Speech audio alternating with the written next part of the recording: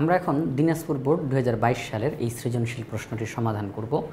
আমাদের এই প্রশ্নটির উদ্দীপকে একটি তথ্য দেওয়া রয়েছে। আমরা দেখতে পাচ্ছি p of x equal to x cube plus 4x square plus x minus 6, এটা একটা তথ্য দেওয়া। ক নম্বর প্রশ্নে জিজ্ঞাসা করা হয়েছে দেখাও যে x plus 2 p of x বহুপদীর একটা উৎপাদক। আমাদেরকে বলল যে এই p of x এই বহুপদীটার একটা উৎপাদক হলো x plus 2, এটা আমাদেরকে করে দেখাইতে হবে, প্রমাণ করে দেখাইতে হবে যে হ্যাঁ এটা উৎপাদক। আচ্ছা, খ নম্বর প্রশ্নে বলা হয়েছে x minus m ও x minus n উভয়ই p of x এর উৎপাদক হলে প্রমাণ করো যে m square plus mn plus n square plus 4m plus 4n plus 1 equal to 0, যেখানে m not equal to n। কথাটা একটু বুঝাই, সেটা হচ্ছে x মাইনাস m এটা p of x এর একটা উৎপাদক। মনে রাখতে হবে উৎপাদক শব্দটা যখন বলে তখন এটা বুঝতে হয় যে আমাদেরকে যে বহুপদীটা দেওয়া, উৎপাদক থেকে চলকের মানটা বের করে বহুপদীতে যদি বসাই তাহলে অবশ্যই বহুপদীটার ফলাফল 0 হয়ে যাবে, অর্থাৎ ভাগশেষ শূন্য হয়ে যাবে। আমাদেরকে যখন একটা বহুপদীর উৎপাদক দেওয়া থাকে তাহলে বুঝতে হবে এই উৎপাদক দ্বারা বহুপদীটিকে ভাগ করলে অবশ্যই ভাগশেষ শূন্য হবে। তাহলে আমাদেরকে বলল x মাইনাস m এটি p of x এর উৎপাদক, তার মানে x মাইনাস m দ্বারা p of x কে ভাগ করলে ভাগশেষ শূন্য আসবে। x মাইনাস n এটাও p of x এর উৎপাদক, তাহলে x মাইনাস n দ্বারা যদি p of x কে ভাগ করি তাহলেও ভাগশেষ শূন্য আসবে। তাহলে এটা দ্বারা ভাগ করলেও ভাগশেষ শূন্য, এটা দ্বারা ভাগ করলে ভাগশেষ শূন্য, তার মানে ভাগশেষ সমান। আপনারা খেয়াল করবেন এর আগের যে প্রশ্নগুলো সেগুলো যদি আপনারা দেখেন সেখানে কথাটা এরকম বলা হইতো যে p of x K x minus m এবং x মাইনাস n দ্বারা ভাগ করলে যদি একই ভাগশেষ থাকে, ওখানে কি বলতো যে x মাইনাস m এবং x মাইনাস n দ্বারা ভাগ করলে যদি একই ভাগশেষ থাকে তাহলে তোমরা প্রমাণ করে দেখাও যে এইটা সমান 0 এবং এটা নট ইকুয়াল টু এটা, এভাবে করে বলতো। আর এই প্রশ্নের মধ্যে কথাটা হালকা একটু পরিবর্তন করছে। কথাটা কি বলছে যে x মাইনাস m এবং x minus n উভয়টাই p of x এর উৎপাদক। এই উৎপাদক শব্দটা বলার কারণে আমরা বুঝে গেছি যে এটা দ্বারা যখন ভাগ করব ভাগশেষ শূন্য, এটা দ্বারা যখন ভাগ করব ভাগশেষ শূন্য, তাহলে ভাগশেষ শূন্য ও তাহলে তো ভাগশেষ সমান, এই হচ্ছে বিষয়। আমরা মাঝখানে তখন সমান চিহ্ন বসাইতে পারবো। আচ্ছা, গ নম্বর প্রশ্নে বলছে x cube divided by p of x কে আংশিক ভগ্নাংশে প্রকাশ করো। যেহেতু বীজগাণিতিক রাশির এই অধ্যায়টা এখানে বলা চলে যে সবচেয়ে গুরুত্বপূর্ণ টপিক্সটাই এটা, আংশিক ভগ্নাংশ। বলা চলে প্রত্যেকটা, দেখা যাচ্ছে যে প্রত্যেকটা সৃজনশীলে প্রায় 95% সৃজনশীলে, মানে অধ্যায় 2 থেকে বীজগাণিতিক রাশি থেকে যে সৃজনশীলগুলো আসতেছে তার 95% ক্ষেত্রেই একটা না একটা আংশিক ভগ্নাংশের প্রশ্ন দেওয়া থাকে। আচ্ছা, তাহলে আমরা প্রশ্নগুলো দেখলাম, এখন আমরা সমাধানে চলে যাব। ধারাবাহিকভাবে সবগুলো প্রশ্নের আমরা সমাধান করব। আমরা সমাধানের মধ্যে চলে যাই। ক নম্বর প্রশ্নটা বলছে দেখাও যে x plus 2 p of x বহুপদীর একটি উৎপাদক। তাহলে আমরা p of x নামে একটা বহুপদী লিখলাম। লেখার পরে x প্লাস 2 যদি এই বহুপদীটার একটা উৎপাদক হইতে হয়, x প্লাস 2 যদি এই বহুপদীটার একটা উৎপাদক হইতে হয় তাহলে x প্লাস 2 দ্বারা এটাকে ভাগ করলে ভাগশেষ শূন্য হইতে হবে। তো এখন দেখেন যে বিষয়টা, আমরা যদি x প্লাস 2 দ্বারা ভাগ করি তার মানে এটা ভাজক, এক কথায় এটা ভাজক, যেটা দিয়ে ভাগ করি সেটা ভাজক, আর এটা সমান 0। ভাজক সমান 0 আমরা সবসময় বলবো, যেটা দিয়ে ভাগ করব সবসময় আমরা সেটা সমান 0 এটা ধরে নিব, যেটা দিয়ে ভাগ করব সেটা সমান 0 এটা ধরে নিব। তাহলে x plus 2 equal to 0, x equal to minus 2। এই যে x এর মান মাইনাস 2 আমরা পেলাম, আমরা করব কি, আমাদের এখানের মধ্যে p of x নামে একটা বহুপদী দেওয়া, আমরা x এর মান হিসাবে মাইনাস 2 বসাবো। যদি দেখতে পাই x এর মান হিসাবে মাইনাস 2 বসানোর ফলে সম্পূর্ণটার মান 0 চলে আসছে, তখনই আমি বলবো এটা উৎপাদক। এই x এর এই মানটা বসানোর কারণে এটার পুরাটার রেজাল্ট 0 হয়ে গেছে, তাইলে x ইকুয়াল টু মাইনাস 2 এটা সঠিক, মাইনাস 2 এই সাইডে আসলে প্লাস 2, তাহলে x প্লাস 2 হলো উৎপাদক। আমি আবারও বলতেছি, আমাদেরকে বলছে x+2 এইটা এই বহুপদীর একটা উৎপাদক, এটা তুমি প্রমাণ করে দেখাও। তাহলে x+2 দ্বারা ভাগ করতে হবে, তাহলে এটা ভাজক, ভাজক সমান 0, এটা সবসময় আমরা বলবো। তাহলে x এর মান -2 পাইলাম। এখন আমরা চেক করে দেখব যে x এর মান -2 বসাইলে আসলে 0 পাওয়া যায় কিনা। যদি x এর মান -2 বসানোর কারণে আসলে 0 পাওয়া যায়, তাহলে আমরা বলবো এটা সঠিক আছে, এটা ঠিক আছে। তাহলে x এর মান -2 আমরা বসাবো, বসাই দেখব সম্পূর্ণটার মান 0 চলে আসছে, আমরা বলবো তাহলে x এর মান -2, এটা ঠিক আছে। তখন এই -2টা এই সাইডে চলে আসবে, হয়ে যাবে +2। এই x+2 আমরা তাকে বলবো উৎপাদক, আমরা তাকে বলবো উৎপাদক। তাহলে আমরা এখানে এই কাজটা করলাম, আমরা লিখলাম x+2 p of x এর একটি উৎপাদক হবে যদি p of -2 = 0 হয়। তাহলে আমরা p of -2 করি তো, দেখি তো ফলাফলটা কত আসে। x এর জায়গাতে মান হিসাবে -2 বসাইলাম, তাহলে -2 whole cube + 4 × -2 whole square plus -2 -6, হিসাব নিকাশ করলে, ক্যালকুলেশন করলে আলটিমেটলি আমরা পেলাম যে p of -2, এতে করে ফলাফল আসছে 0, ফলাফল আসছে 0। তার মানে x এর মান -2 বসাইলে সম্পূর্ণ বহুপদীর রেজাল্ট 0 চলে আসছে। তার মানে x এর মান -2 এটা সঠিক আছে, -2 এই সাইডে চলে আসলে +2, তাহলে x+2 এটি উৎপাদক প্রমাণ হয়ে গেছে, প্রমাণ হয়ে গেছে যে x+2 p of x বহুপদীর একটি উৎপাদক, কারণ x এর মান -2 বসাইলে পুরাটার মান 0 হয়ে যায়। ওকে, আমরা এটা প্রমাণ করে দেখাইছি, এই যে ক্যালকুলেশন করে দেখাইছি, কিন্তু আমরা শুধু মুখে মুখে বলি নাই, ক্যালকুলেশন করে দেখাইছি আমরা। আচ্ছা ঠিক আছে, এখন আরেকটা কথা বলি, সেটা হচ্ছে x এর মান যে -2, এটা কিন্তু আপনাকে করে দেখাইতে হবে না। আপনি কি করবেন, প্রশ্নে যেহেতু বলছে x+2 দিয়ে ভাগ করার জন্য, তাহলে x+2 = 0, এটা আপনি মনে মনে ধরে নেন বা রাফ করেন, মনে মনে ধরে নেন x+2 = 0। সেখান থেকে কত আসে, x = -2।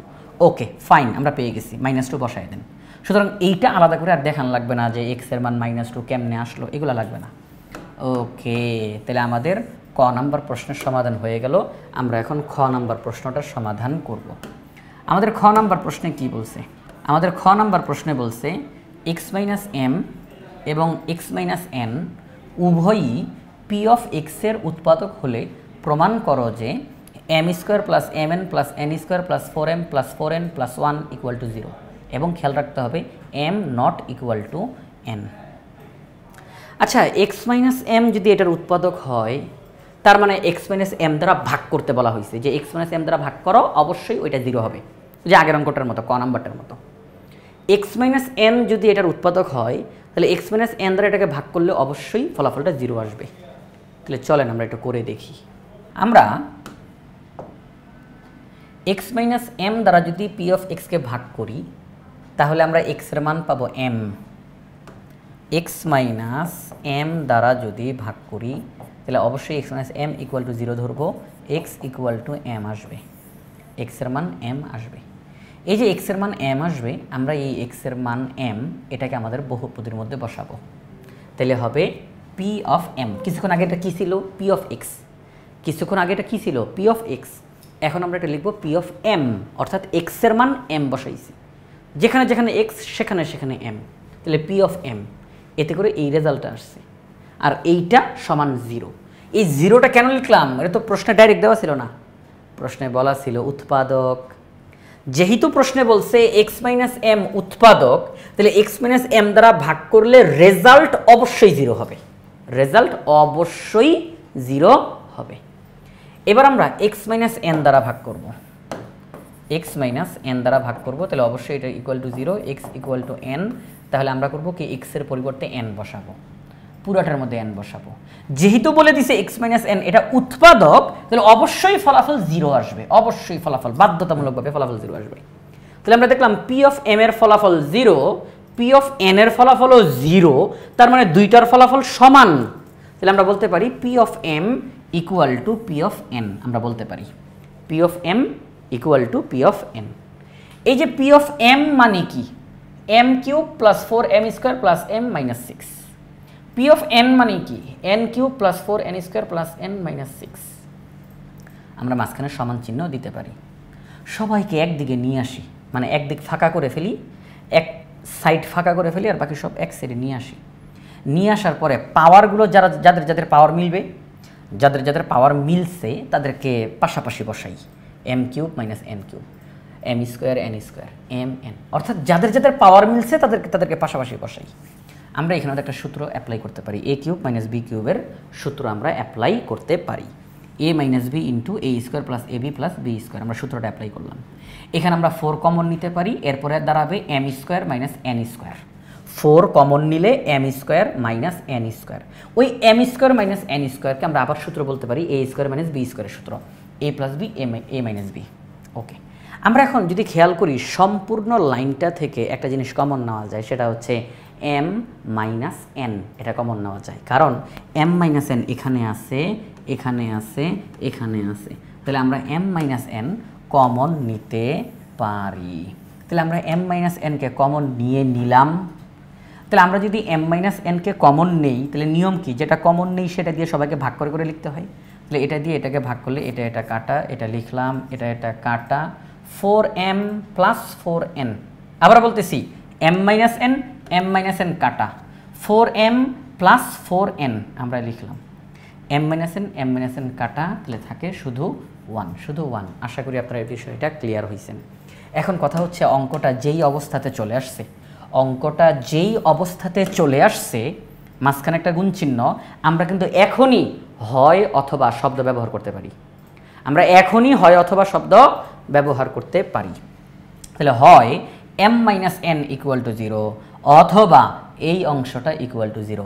এখন কথা হচ্ছে আমরা যদি হয় m minus n equal to 0 এই কথাটা বলে ফেলি, তাহলে ঘটনাটা ঘটে যাবে। সেটা কি, আমরা যদি বলি যে m minus n equal to 0, পরের লাইনে গিয়ে m ইকুয়াল টু n, এমনটা দাঁড়াবে, তাই না? এমনটা হয়ে যাবে না?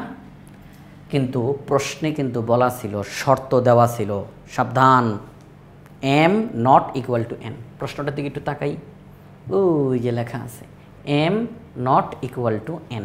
তাহলে যেহেতু প্রশ্নে শর্ত দিয়ে দিছে m আর n সমান না, তাহলে প্রশ্নে যা বলবে আমাকে তা মানতে হবে, আমি এটা মানতে বাধ্য। তাহলে প্রশ্নে যদি বলে দিছে m আর n সমান না, তাহলে এই কথাটা সত্য, আমাকে এটা মানতেই হবে। তাহলে আমরা এখানের মধ্যে m আর n কে সমান বলতে পারি না। তাহলে m আর n সমান হয়ে যায় কখন, যদি আমি বলি m minus n equal to 0। আমি যদি m minus n equal to 0 এই কথাটা বলি, তাহলে m আর n সমান হয়ে যায়।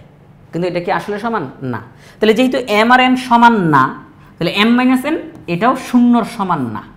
ভাইয়া কথাটা একটু খেয়াল করেন, m আর n যেহেতু সমান না, তাহলে m মাইনাস n এটাও 0-র সমান না।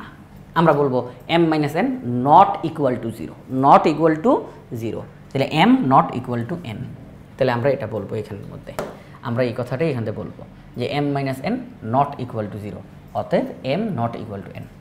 আচ্ছা, এইটা না হয় 0-র সমান না, প্রশ্নতে বলা ছিল, শর্ত দেওয়া ছিল, কিন্তু এইটার ব্যাপারে কি কিছু বলা ছিল না?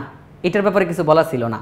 তাহলে আমরা বলবো এইটা সমান 0, এইটা না হয় 0-র সমান না, এইটা 0-র সমান, এটা নিয়ে তো প্রশ্নে কোনো কথা বলা ছিল না, তাহলে এটা সমান 0। তাহলে আমরা বলবো m square plus mn plus n square plus 4m plus 4n plus 1 equal to 0। আর এইটাই আপনার প্রশ্নে চাইছিল, এইটাই আপনার প্রশ্নে তারা দেখতে চেয়েছিল যে তোমরা অঙ্কটা করে দেখাও এই অংশটা সমান 0। তাহলে আমরা পুরো অঙ্কটা, এই যে আমরা সম্পূর্ণ অঙ্কটা করে করে করে করে আমরা দেখাইলাম যে হ্যাঁ m square plus mn plus n square plus 4m plus 4n plus 1 equal to 0, এটা প্রমাণ করে দেখিয়েছি। তাহলে আমরা এখান থেকে খ নাম্বার প্রশ্নটারও সমাধান করে ফেললাম। আমরা এখন গ নাম্বার প্রশ্নটার সমাধান করব। আমাদের গ নাম্বার প্রশ্নে বলা হয়েছে X cube divided by P of এক্সকে আংশিক ভগ্নাংশে প্রকাশ করো। তাহলে এক্স কিউব তো ঠিক আছে, পি অফ এক্স, এই যে আমাদের উদ্দীপকে পি অফ এক্স দেওয়া আছে, x cube plus 4x square plus X minus 6। তাহলে আমরা যদি পি অফ এক্সের ওই বহুপতিটাকে এখানে মধ্যে বসাই, তাহলে X cube divided by X cube plus 4x square plus X minus 6 এখানেতে বসবে। এই ভগ্নাংশটাকে আংশিক ভগ্নাংশে প্রকাশ করতে হবে।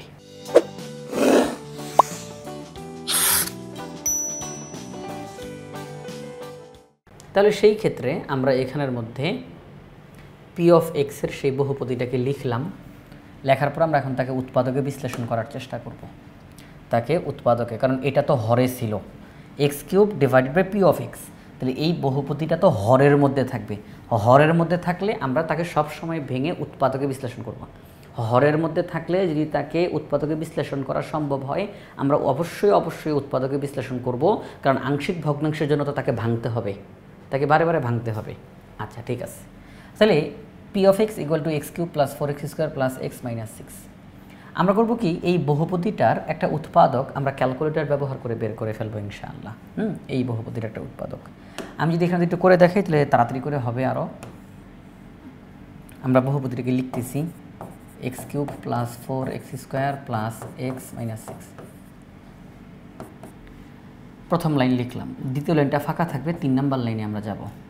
আমরা এই বহুপদীটার একটা উৎপাদক, অন্ততপক্ষে একটা উৎপাদক আমি এখন আগে বের করে নিব, তারপরে আস্তে আস্তে বাকি উৎপাদকগুলো আসবে। এই বহুপদীটার যে কোনো একটা উৎপাদক আপনি এখন দিয়ে শুরু করেন অঙ্কটা। তো আমরা ক্যালকুলেটর ব্যবহার করে এই বহুপদীটার একটা উৎপাদক আমরা পেয়েছি x+2। এই বহুপদীটার একটা উৎপাদক আমরা কত পেলাম, x+2। এটা কিন্তু মুখস্থ কোনো কিছু না, আপনি ক্যালকুলেটর নেবেন, ক্যালকুলেটরে এই রাশিটা উঠান, বহুপদীটা উঠানোর পরে আপনি সেখান থেকে দেখেন যে x এর মান কত বসালে পুরাটার মান 0 হয়, সেটাই হচ্ছে উৎপাদক। আচ্ছা, তাহলে আমরা এখানের মধ্যে x+2 এটা একটা উৎপাদক হিসাবে আমরা পেলাম। তাহলে x+2টাকে আমরা লিখব, এখানে উৎপাদকটাকে লিখব, কয়বার লিখব, চলকের সর্বোচ্চ পাওয়ার যত আমরা এই উৎপাদকটাকে ততবার লিখব। আচ্ছা, ক্যালকুলেটরের মাধ্যমে কিভাবে করে এই উৎপাদক বের করে এটা কিন্তু আমরা আমাদের আগের যে অঙ্কগুলো, এই ইজি হায়ার ম্যাথ বইয়ের আরও যে অঙ্কগুলো আছে সেগুলোতে করে দেখিয়েছি, প্রথম দিকের অঙ্কগুলোতে যে কিভাবে করে এটা করতে হয়, ক্যালকুলেটর একেবারে ক্যামেরাতে ক্যালকুলেটরের মধ্যে করে দেখিয়েছি। আচ্ছা ঠিক আছে, তো আমরা এই উৎপাদকটাকে লিখব, এক্সের পাওয়ার যেহেতু 3 তাহলে এই উৎপাদকটাকে আমরা 3 বার লিখব, x+2 x+2 x+2 3 বার আমরা লিখব। এবার কত দিয়ে গুণ দিলে এক্স কিউব হবে, আমরা যদি এক্স স্কোয়ার দিয়ে গুণ দিই তাহলে এক্স কিউব হবে। তাহলে লিখলাম, গুণ করলাম, এক্স স্কোয়ার দিয়ে গুণ করলাম তাহলে এক্স কিউব, এক্স স্কোয়ার দিয়ে গুণ করব তাহলে +2x স্কোয়ার। আচ্ছা, এখন কথা হলো এক্স কিউব না হয় মিলে গেছে, কিন্তু 2x স্কোয়ার এটা কি মিলছে? আমার অঙ্কে আছে 4x স্কোয়ার, কিন্তু এখানে হলো 2x স্কোয়ার, তাহলে আরও বাড়ানো দরকার +2x স্কোয়ার। এই মাত্র এই অংশটা আমি নতুন লিখছি না, এই দুইটা তো আমি এখান থেকে পাইছি, যে এই দুইটা এখান থেকে পাইছি, এটা আমি মাত্র নতুন লিখলাম না। কত দিয়ে গুণ করলে এটা হবে? আমরা যদি +2x দ্বারা গুণ করি, 2x দ্বারা এক্সকে গুণ দিলে 2x স্কোয়ার, 2x দ্বারা 2কে গুণ দিলে +4x। আচ্ছা, তো এটা না হয় মিলে গেছে 4x, এটা কি ঠিক আছে? আমার মেইন লাইন কিন্তু এটা, এখানে আছে +x কিন্তু এখানে আছে +4x, তাহলে বেশি হয়ে গেছে, কমানো দরকার -3x। আচ্ছা, +4x -3x হিসাব করলে +x হয়, কিন্তু ঘটনা হলো -3x এটা আমি এই মাত্র অতিরিক্ত লিখছি, কারণ এই দুইটা আসছে এখান থেকে, এই দুইটা আসছে এখান থেকে, এটা আমি মাত্র অতিরিক্ত লিখছি। কত দিয়ে গুণ করলে এটা হয়ে যাবে? -3 দ্বারা যদি গুণ করি তাহলে ঠিক হবে। -3 দ্বারা এক্সকে গুণ দিলে -3x, -3 দ্বারা 2কে গুণ দিলে -6। এখন দেখেন x কিউব মিলছে, 4x স্কোয়ার মিলছে, x মিলছে, -6 মিলছে। তাহলে প্রথম লাইনের সাথে দ্বিতীয় লাইন সব কিছু মিলে গেছে, কিন্তু চেহারাটা দেখতে কিন্তু ভিন্ন লাগতেছে। এটা কিন্তু আমাদের কোনো মুখস্থ করা জিনিস না, আমরা 3 নম্বর লাইনটার সহযোগিতা নিয়ে 2 নম্বর লাইনটা বের করে ফেললাম। এরপরে আমরা যেই কাজটা করব সেটি হচ্ছে, আমরা দেখতেছি x+2 বারে বারে লেখা আছে, তাহলে আমরা x+2কে কমন নিলাম, তাহলে থাকে কি x স্কোয়ার +2x -3। আমরা এখন করব কি, সেটা x স্কোয়ার +2x -3 এইটার আমরা এখন উৎপাদকে বিশ্লেষণ করবো, যে এটার মিডল টার্ম করলেই উৎপাদকে বিশ্লেষণের রেজাল্টটা চলে আসবে, ঠিক আছে? আচ্ছা, তাহলে আমরা এই যে এখানের মধ্যে x স্কোয়ার +2x -3 এটাকে আবার মিডল টার্ম করার মাধ্যমে রেজাল্ট আসলো। তাহলে আমরা কি দেখতে পেলাম, p অফ x দ্বারা যে বহুপদীটা দেওয়া ছিল তাকে উৎপাদকে বিশ্লেষণ করলে এইটা ফলাফল হিসাবে আসে। তাহলে প্রশ্নে বলছে x³ divided by p of x, তাহলে p অফ x মানে এটা জানতাম, তো অঙ্ক করতে করতে করতে করতে এখন এইটা আসছে, তাহলে আমরা বলবো p অফ x মানে এটা, p অফ x মানে এইটা, তাহলে p অফ x এর পরিবর্তে আমরা এইটা লিখলাম x+2 x+3 x - 1। তাহলে x³ divided by p of x সমান এইটা, তাহলে এইটার আমরা এখন আংশিক ভগ্নাংশ নির্ণয় করার চেষ্টা করব। এখনই একটা কথা বলে রাখি আগে, সেটা হচ্ছে দেখেন উপরে আছে এক্স কিউব, আর এই যে এখানে এক্স এক্স এক্স যদি আমরা গুণ দেই তাহলে কী হবে? এক্স কিউব হবে না? X into x into x, x into x into x গুণ করলে কী হবে? এক্স কিউব হবে, এক্স কিউব হবে। তাহলে খেয়াল করেন উপরে এক্স কিউব, নিচেও এক্স কিউব। আমরা জানি যে লবের মধ্যে যেই বহুপদী থাকে তার মাত্রা হরের মধ্যে যেই বহুপদী থাকে তার মাত্রা সমান সমান হলে তারা অপ্রকৃত ভগ্নাংশ। লবের মধ্যে যেই বহুপদী তার মাত্রা, হরের মধ্যে যেই বহুপদী তার মাত্রা যদি সমান সমান হয় তাহলে এটা হচ্ছে একটা অপ্রকৃত ভগ্নাংশ। লবের মাত্রা হরের মাত্রার চেয়ে যদি বড় হয় তাহলেও এটা অপ্রকৃত ভগ্নাংশ। তখন আমাদেরকে একটা বাড়তি কাজ করতে হয়, যে উপরের লবের ওই যে চলকের মাত্রাটা, চলক আর কি ওই বহুপদীর মাত্রাটা যেই পদে আছে তাকে ভাগ করতে হয় নিচের মধ্যে মাত্রাটা যেই পদে আছে সেটা দিয়ে। কথাটা বলতে আমি কী বুঝাইতে চাইলাম?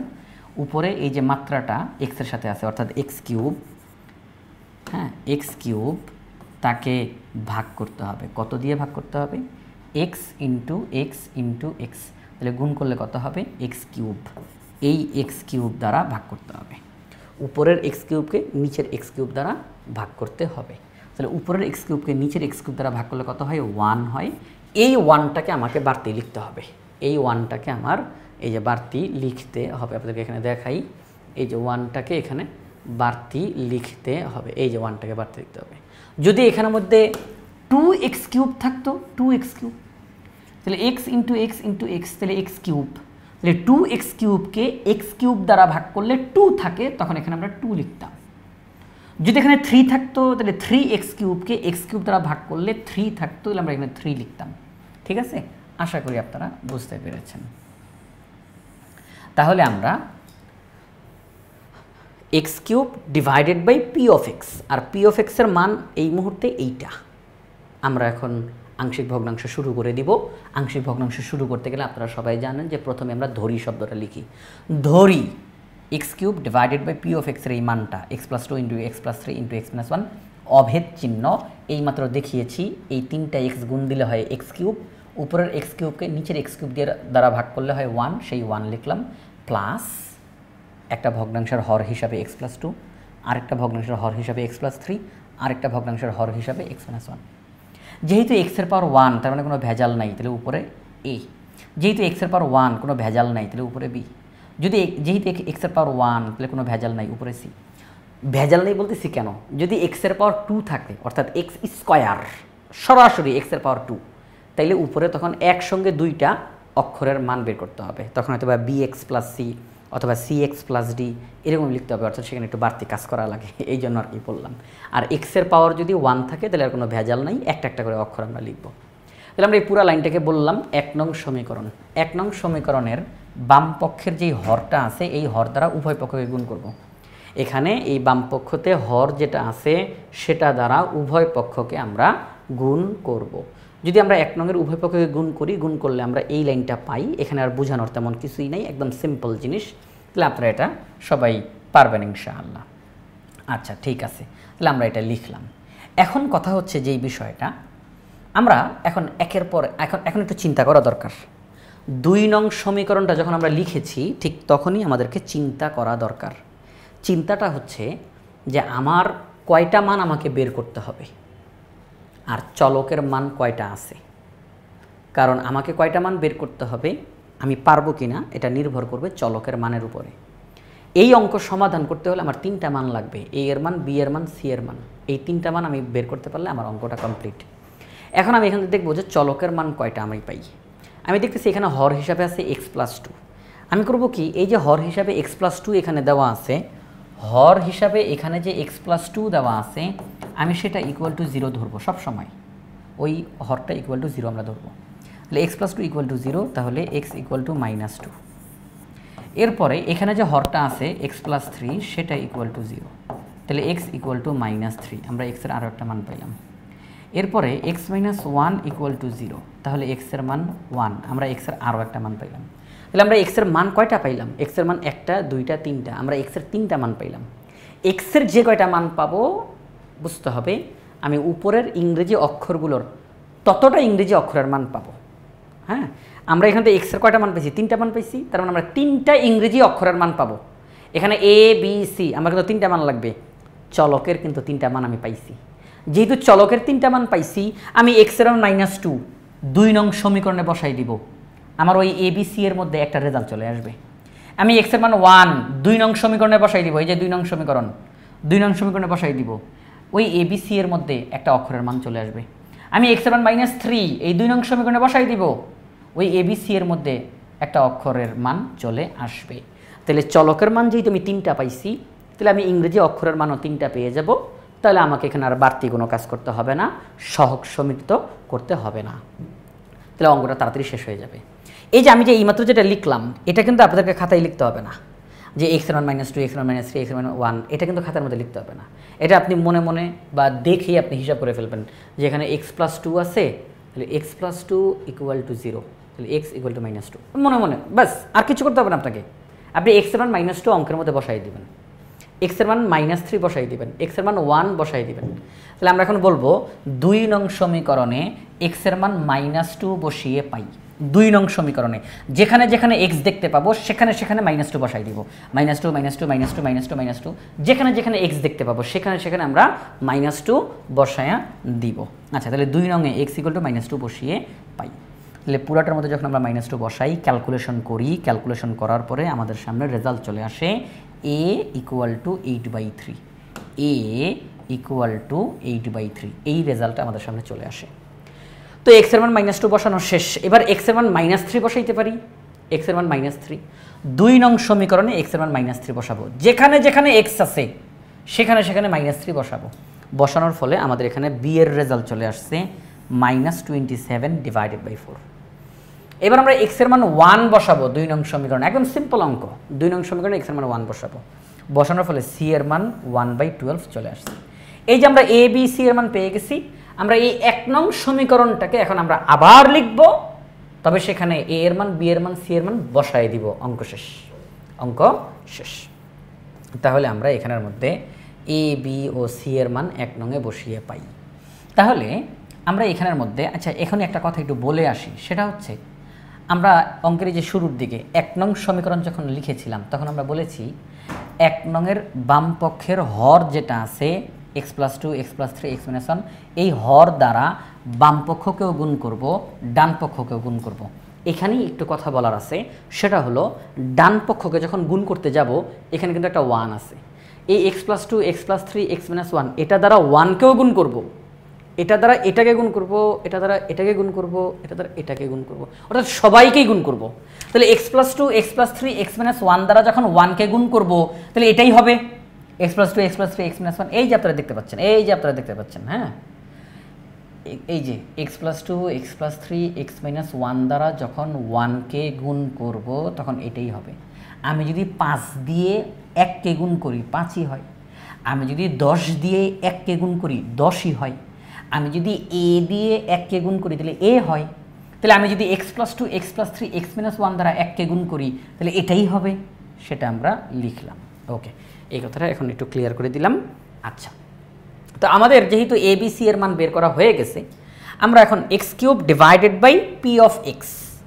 p(x) বলতে তো এইটা, তো সেখানের মধ্যে আমরা এখন মানটা বসাই দেবো। এখানে আমরা অভেদ চিহ্ন ব্যবহার করব, অভেদ চিহ্ন ব্যবহার করব। আচ্ছা ঠিক আছে, অভেদ চিহ্ন ব্যবহার করব। তো 1 + a / x+2 b / x+3 c / x-1 এটা ছিল। এখানের মধ্যে আমি একটু লিখে দেখাই, এখানে ডাইরেক্ট লেখা হয়ে গেছে উত্তরটা, লিখে দেখাচ্ছি আমি। সেটা হচ্ছে x³ / x+2 x+3 x-1 অভেদ চিহ্ন 1 + a / x+2 b / x+3 c / x-1। এখন কথা হচ্ছে আমরা করব কি, এই a এর জায়গাতে a এর মানটা বসাই দিব 8/3, b এর জায়গাতে b এর মানটা বসাই দিব -27/4, c এর জায়গাতে মানটা বসাই দিব 1/12। 1/12। আচ্ছা, এখন কথা হচ্ছে আমরা সবাই খেয়াল রাখবো যে আমরা যেই ইংরেজি অক্ষরগুলোর মান বের করছি, অর্থাৎ এ এর মান, বি এর মান, সি এর মান, তারা যদি ভগ্নাংশতে আসে, আমরা যাদের মান বের করছি তারা যদি ভগ্নাংশতে আসে, তাহলে এই সবাই একটু খেয়াল করি। এই যে এ এর মান আমরা বের করছি, বি এর মান আমরা বের করছি, সি এর মান আমরা বের করছি, এখন এরা ভগ্নাংশ আকারে আছে। তাহলে আমরা করব কি, ওই ভগ্নাংশের লবটাকে উপরে রাখবো, হরটাকে একেবারে নিচে নামাই দিব, একেবারে নিচে, ঠিক আছে, একেবারে নিচে নামাই দিব, প্লাসে মাইনাসে মাইনাস।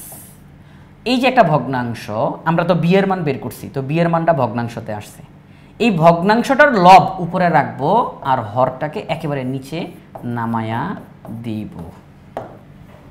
একই রকমভাবে এখানেও প্লাস 1/12 x - 1, এই লাইনটাই তারা সরাসরি এখানে আমাদের লিখে ফেলেছে। আশা করি আপনারা সবাই এখন বিষয়টা বুঝতে পেরেছেন। তাহলে এটাই হচ্ছে আংশিক ভগ্নাংশ। আমাদেরকে এই ভগ্নাংশটা দেওয়া ছিল x³ divided by p of x, আর p of x কে আমরা বিভিন্ন রকমভাবে কাজ করে করে এটা বের করেছি। তাহলে এই যে ভগ্নাংশটা, এইটারই আংশিক ভগ্নাংশ আমাদেরকে বের করতে বলছে, আমরা আংশিক ভগ্নাংশটা বের করে ফেলেছি। তাহলে আমাদের এই গ নাম্বার প্রশ্নটারও আমরা সমাধান করে ফেললাম। দিনাজপুর বোর্ড 2022 সালের এই গ নাম্বার প্রশ্নটার সমাধানের মাধ্যমে সম্পূর্ণ সৃজনশীলটার আমরা সমাধান করে ফেললাম।